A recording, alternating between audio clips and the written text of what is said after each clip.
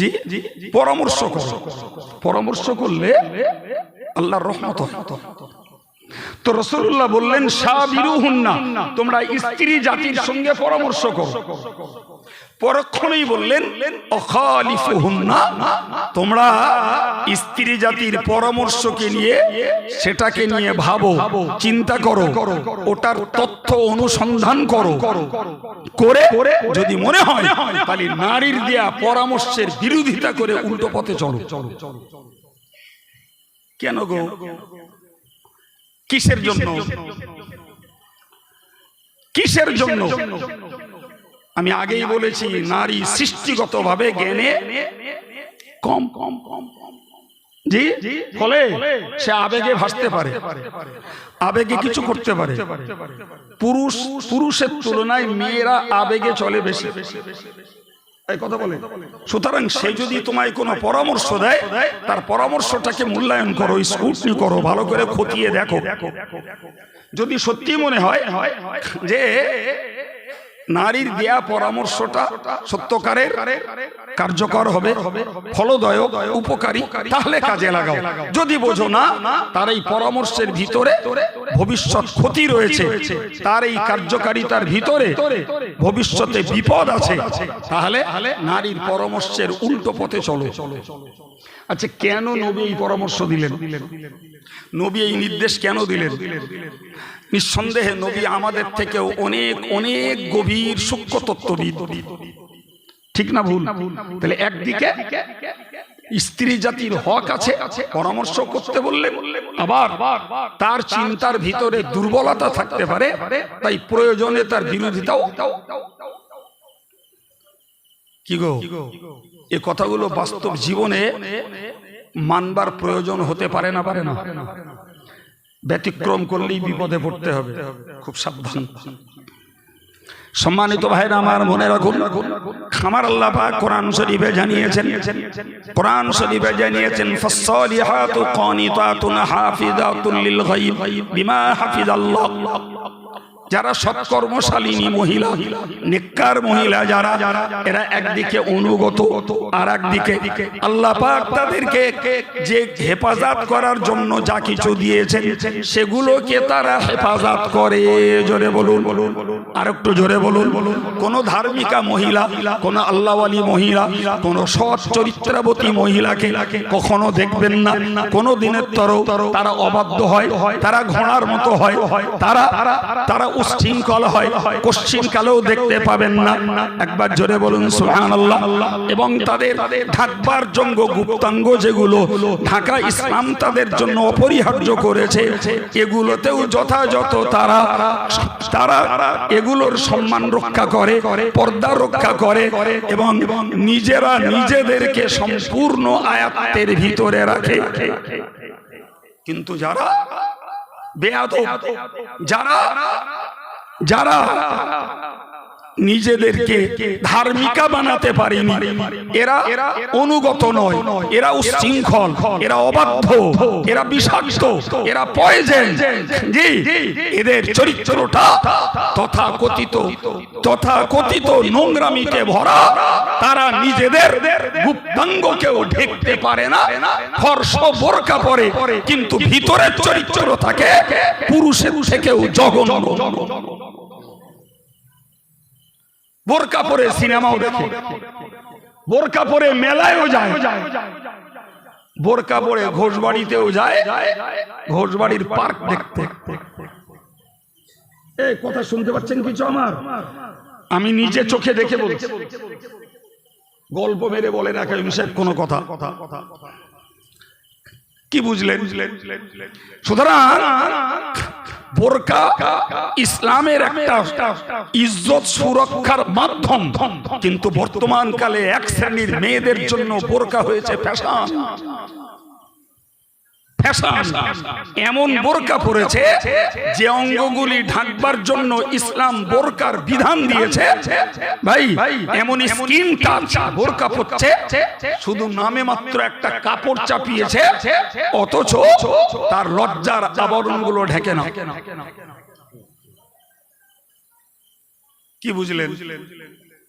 সুতরাং ওই বাইরেটা দেখেই বিগলিত হলে হবে না, বরং আভ্যন্তরীণ চরিত্রটাকে মূল্যায়ন করতে হবে।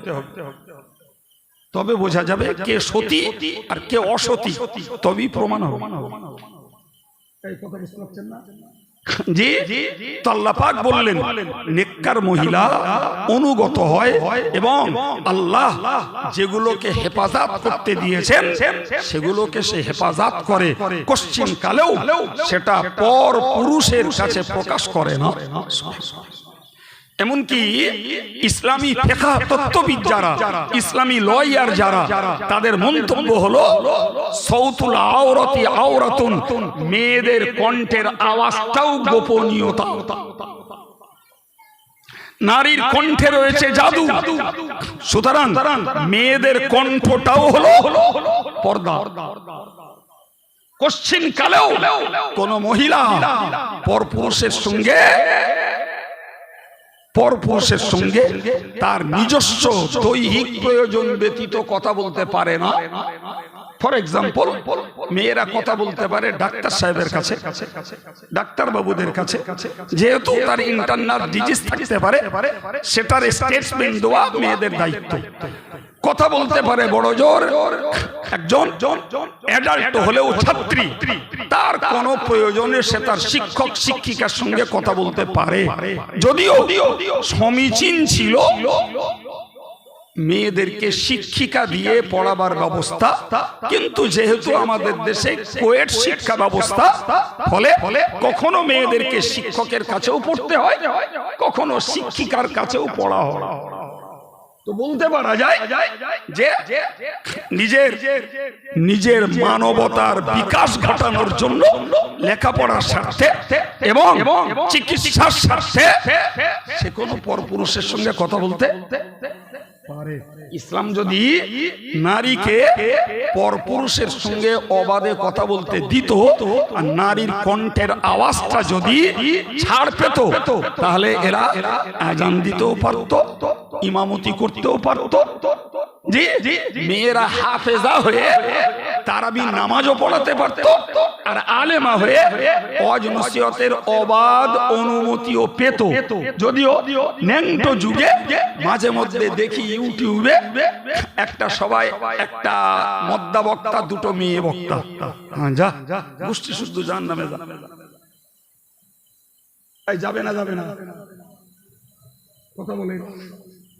জি, সম্মানিত ভাইরা, তো আমি আপনাকে বলবো শুধু নারীর দেহটাও পর্দা নয়, নারীর কণ্ঠটাও বলেন পর্দা।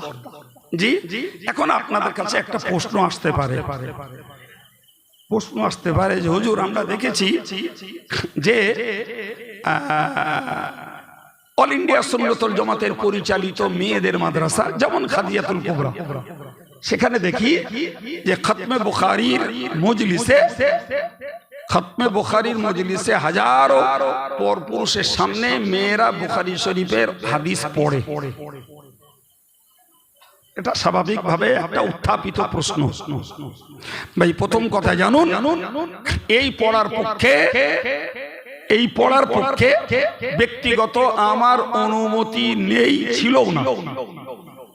তবে যে শ্রেণীর মানুষদের কাছ থেকে দান নিয়ে এই প্রতিষ্ঠান পরিচালিত হয়, তো আমরা এই বোরকা পরা মেয়েগুলোকে মানুষের সামনে বসাচ্ছি, সেক্ষেত্রে শরীয়তের কোনো অসুবিধা নাই, যেহেতু পূর্ণ দেহ তাদের ঢাকা, চোখ দুটো বুড়বুড় করে। কিন্তু আমরা এই মেয়েগুলোকে ভাড়া করে এনেছি না, আমরা এদেরকে কিছু শিখিয়েছি। এই লক্ষ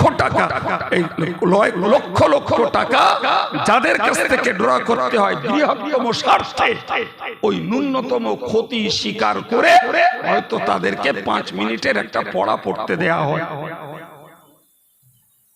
কথা বুঝতে পারছেন কিছু? এটা তাদের জাস্ট শিক্ষার একটা পরিচয় মাত্র, বাকি আর তো নয়। জি, এবং ইন ফিউচারে আমরা ওটাও বন্ধ করব।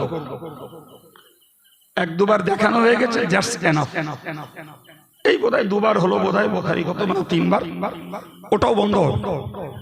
সম্মানিত ভাইরা আমার, তাহলে আমার বক্তব্য, তাহলে নারীর মৌলিক যেটা সেটা হলো কণ্ঠ পর্দা। আমার বউ হোক, আমার বোন হোক, জি জি, আর অন্য কেউ হোক, নারীর মৌলিকটা হলো পর্দা, কণ্ঠ পর্দা, দেহ পর্দা।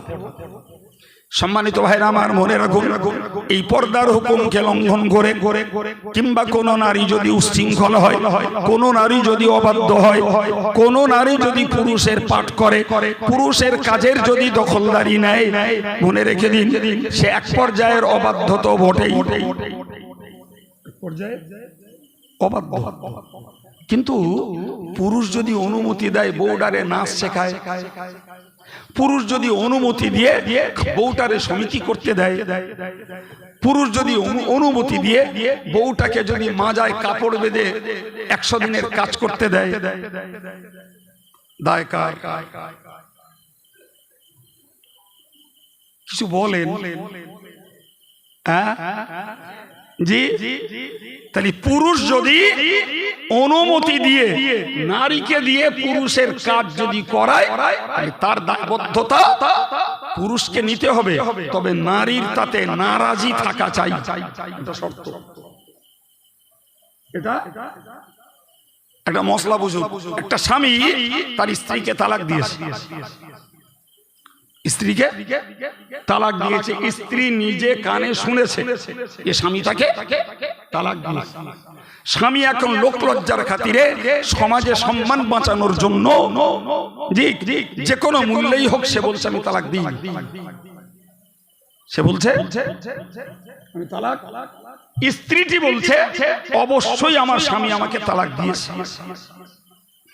শরীয়তের মসলা হলো যে যদি স্বামী ওই স্ত্রীকে নিয়ে জোর করে ঘর করে, এই টোটাল ব্যভিচারের পাপ পড়বে ওই স্বামীর ঘাড়ে। এই কথা শুনতে পাচ্ছেন? স্ত্রী জাস্ট বলবে তুমি আমাকে তালাক দিয়েছো, আমার বিশ্বাসের জায়গা আমার ঠিক আছে, এরপরে যদি তুমি আমাকে জোর করে ঘর করাও, দায়ী তুমি, আমি নই। এই কথা শুনতে পাচ্ছেন? সুতরাং শরীয়ত বিরোধী যে কাজ, সে কাজ যদি কোন পুরুষ স্ত্রীকে দিয়ে করাতে চায়, আর স্ত্রী যদি অসম্মতি জানায়, স্ত্রী যদি তাতে নারাজ হয়, তাহলে টোটাল পাপের দায় নিতে হবে স্বামীকে। কথা বুঝে আসছে? আর স্ত্রীরও যদি সমর্থন থাকে, তাহলে দুজন ভাগ করে নেবে।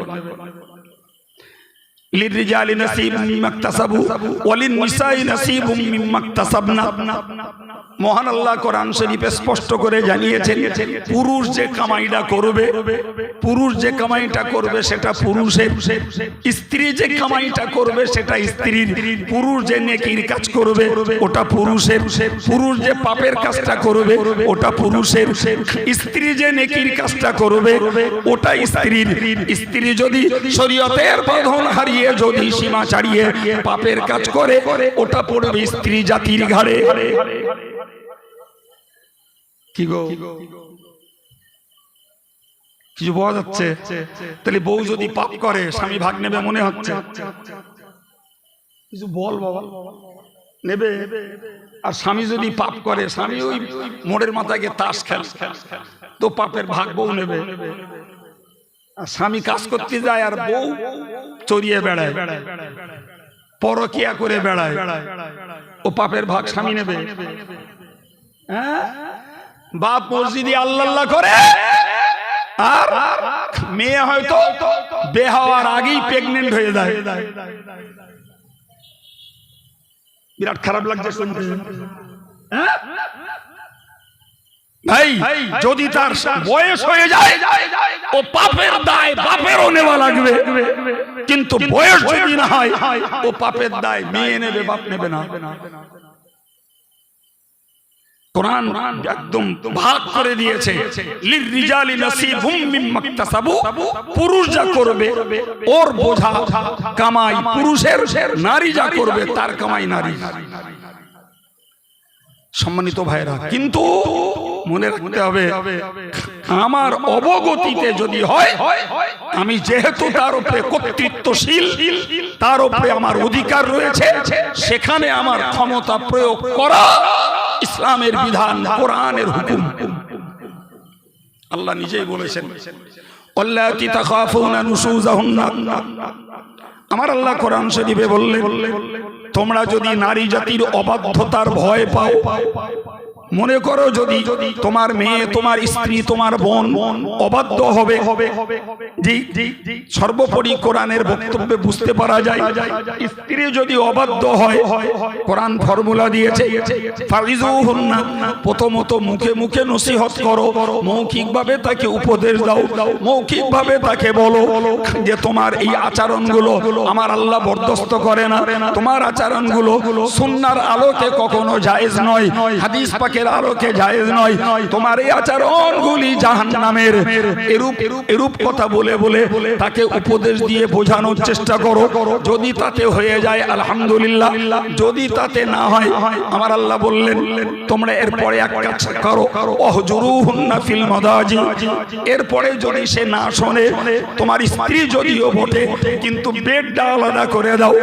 করোনার মতো আমি ঘরে, তুই রান্নাঘরে, আমি খাটে, তুই এই নিচে, আমি ঘরের মধ্যে, তুই বারান্দায়।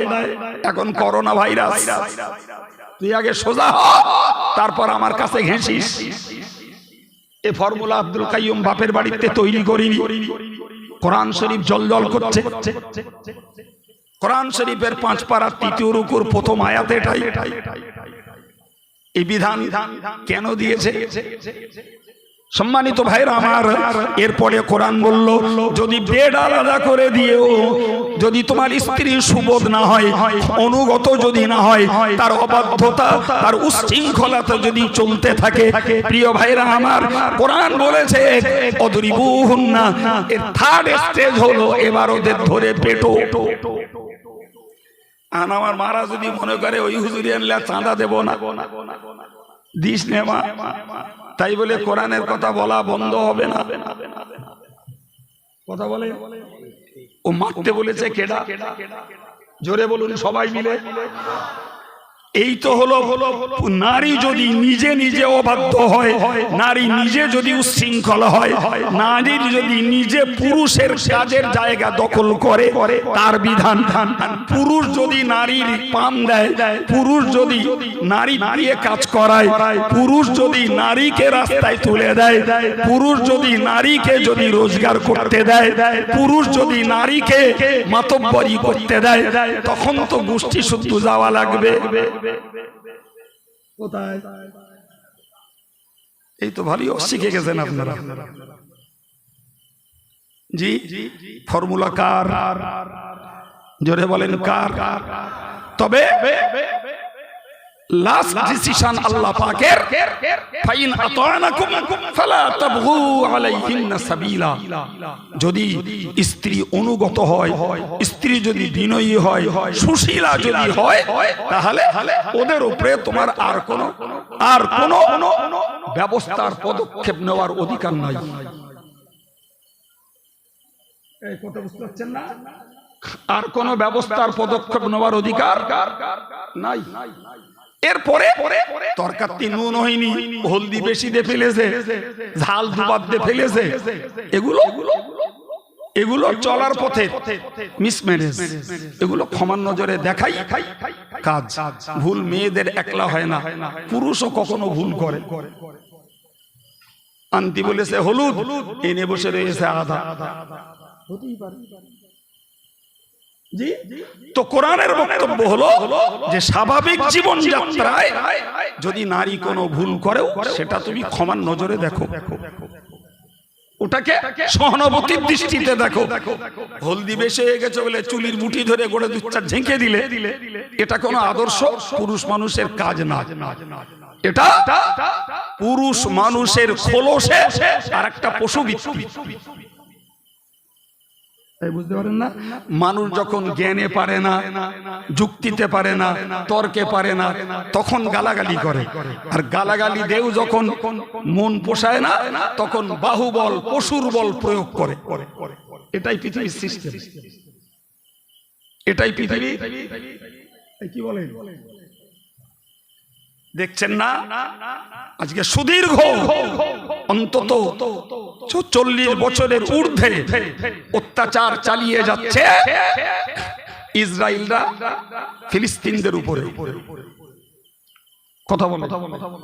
সারা বিশ্বের মুসলিম শক্তি সেখানে ঠুটো জগন্নাথ হয়ে দেখে এসছে এতদিন ধরে।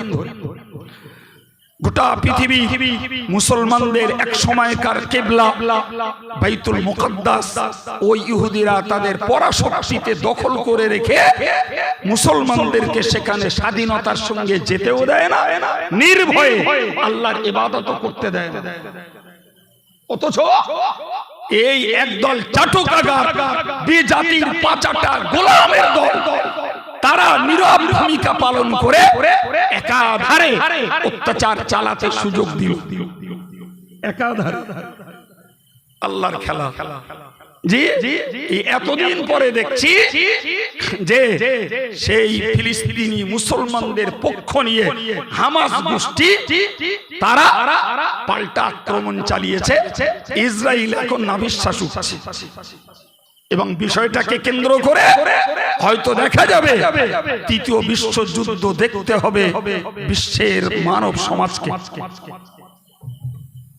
নিশ্চয়ই যারা নেটের সঙ্গে সম্পৃক্ত তারা কিছু না কিছু খোঁজ রাখেন। হ্যাঁ না বলেন? জি ভাই, আমার দেশের নেতা কালকে পর্যন্ত সমর্থন দিয়েছিল ইসরায়েলকে, আজকে দেখতেছি ঘুরে সরছে, ঘুরে সরছে। ভাই আমি কি জন্য ফট করে এই কথাটা বললাম? ফট করে এই জন্যই কথাটা বললাম ভাই, বিশ্বাস করুন, যদি জ্ঞানে যুক্তিতে যাওয়া যায়, হারগিজ ইসরায়েলের 1 মিনিটের জন্য সাহস ক্ষমতা নাই ফিলিস্তিনি মুসলমানদের উপরে আক্রমণ করে। কারণ তুমি ইহুদিবাদী ধর্মের লোক, তুমি তোমার দেশ চালাবে, ফিলিস্তিনরা প্যালেস্টাইনের মুসলমানেরা তারা তাদের দেশ চালাবে। তুমি যেটা করছো সেটা অত্যাচার, অবিচার, অনাচার এবং রীতিমতো মানবতা বিরোধী, মানব অধিকার লঙ্ঘনের কাজ করছো।